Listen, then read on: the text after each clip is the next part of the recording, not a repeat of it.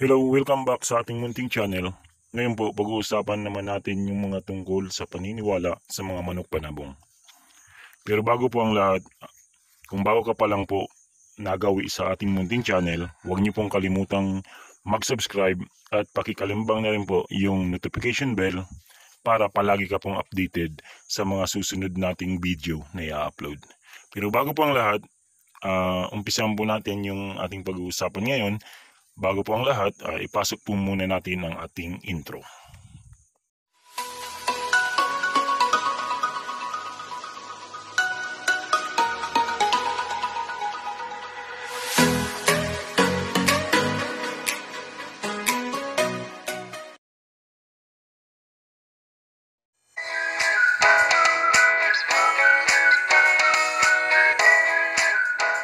Hello guys, ngayon po pag-uusapan po naman natin ngayon yung mga tungkol sa paniniwala sa mga manok panabong.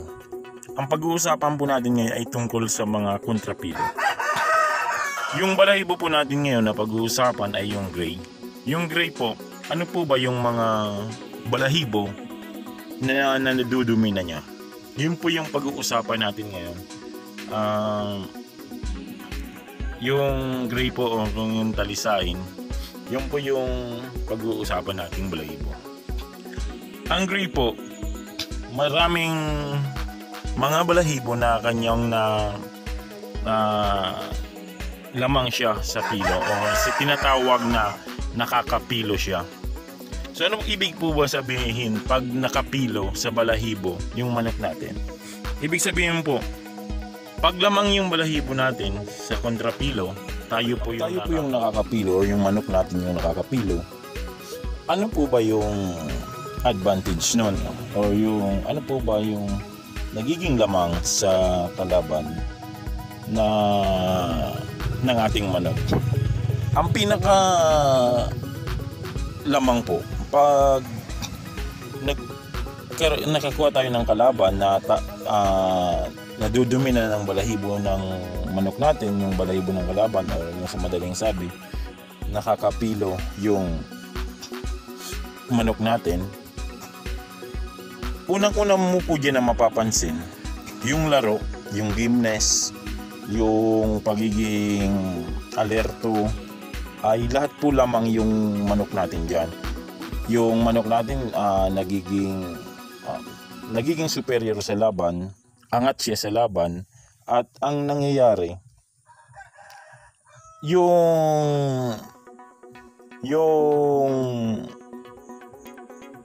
alertness niya, yung energy niya sa laban ay mas mataas, superior siya kumpara dun sa kalaban na nadudumi na niya yung balahibo. Yung kalaban niya naman guys na talo sa balahibo, nananamlay siya or yung laro niya umiiba, o kaya minsan madami siyang tira, hindi umaabot, or umabot man, hindi mga fatal yung tama.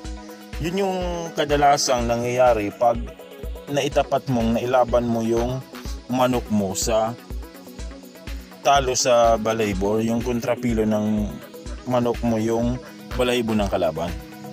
So yun yung pinaka nangyayari na madalas mangyari sa mga manok.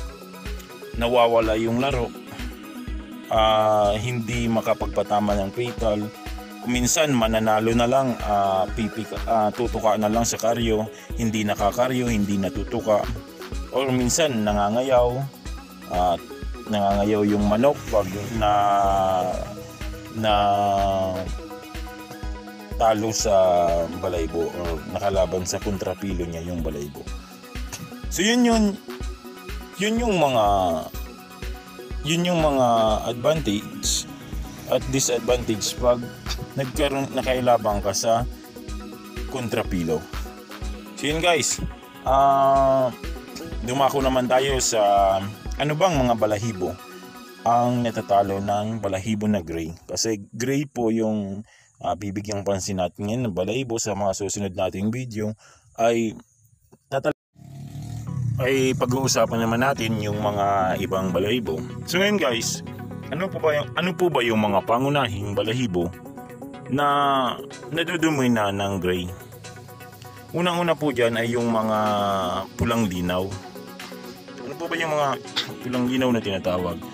Yung mapusyaw na pula na kadalasan ay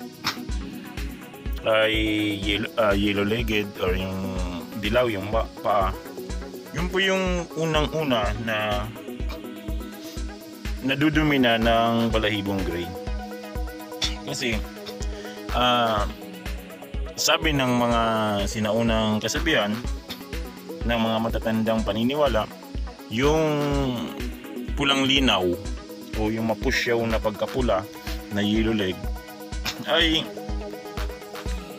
kung titignan ay lantang dahon na lang ng talisay, ng puno ng talisay. Yun po yung isa sa mga basihan ng mga matatanda. Pero kung nang una po hindi tayo naniniwala diyan kasi sabi ng mga, kung iisipin naman natin, sabi nila anong connect? Ano pong connect? Wala. Kung iisipin po nga natin, ano nga po yung connect? Ngayon po, ang nangyayari ay kailangan po natin mag-obserba bago po tayo maniwala. Kung mahilig po kayong manood ng online sabong, ng sabong sa palabas at TV, ay mag-obserba po kayo. Sa bawat balahibo na nilalaban, mag-observe po kayo. Bawat nalalaban na pulang linaw at talisay o yung gray, observe nyo po, lagyan nyo ng bilang kung ilang gray ba yung nananalo, ilang pulang linaw ba yung nananalo, ilang ulit bang natalo yung pulang linaw. Mapapansin nyo po dyan, pag nakakita kayo halimbawa sa 10 na bitaw, sa 10 bitaw sa bungam,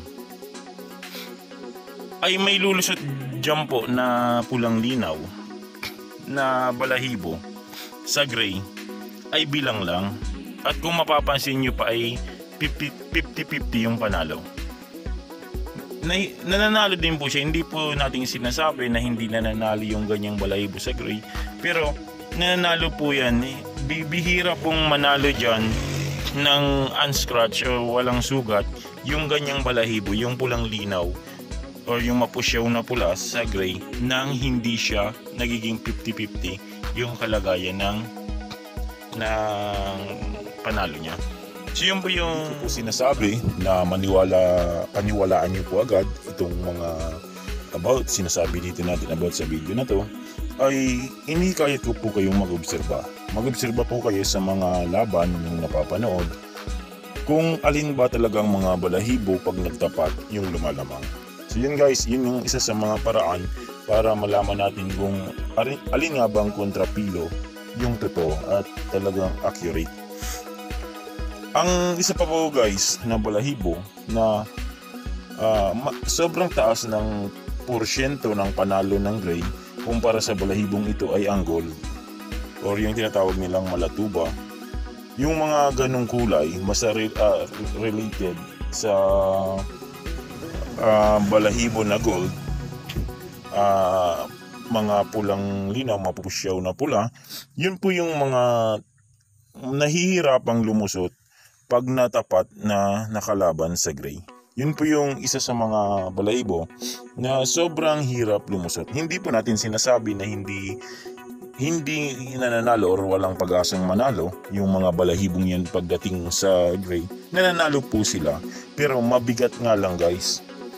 Bibihira po tayong makakita ng gold o yung gold na kulay, pero yung malatuba na pag nilaban natin sa gray ay unscratch nanalo po sila, pero talagang makikita natin na pwedeng pareho din silang hindi na pwedeng pakinabangan pagkatapos. Yun po yung mga kadalasang nangyayari, pero hindi po natin hinihikayat na paniwalaan nyo po agad yung mga kontrapilang ito. Ay gamitan nyo pa rin po ng obserbasyon. Mag-obserba po kayo, sariling obserba. Lalong-lalo na po pag nanonood kayo ng mga sabong sa TV, makikita mo yan, daming mga sultada Doon nyo po tignan kung ano po ba yung balahibong umaangat pag nagtapat. So yun guys, siguro hanggang dito na lang yung masasabi natin about sa balahibo at kontrapilo na gray. Sa ano ba yung mga nadudumina ng gray. Lagi po natin sinasabi na laging alaga pa rin po yung kinakasusi sa alaga, patuka, tamang conditioning, tamang pagbibigay ng alaga, vitamina sa ating mga manok.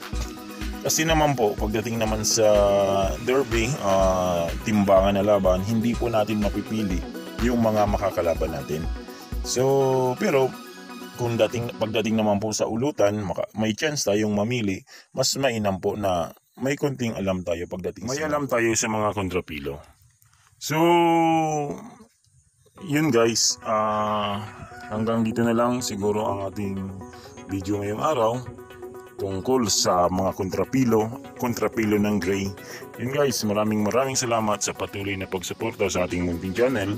At kung bago ka pa lang nagawi sa channel na ito, huwag niyo pong kalimutang i-subscribe at pakikalimbang na rin po ng notification bell para palagi po kayong updated sa mga ilalabas po nating video tungkol sa mga sinyales at paniniwala sa mga manok panabong.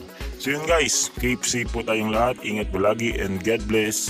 Happy Sabong!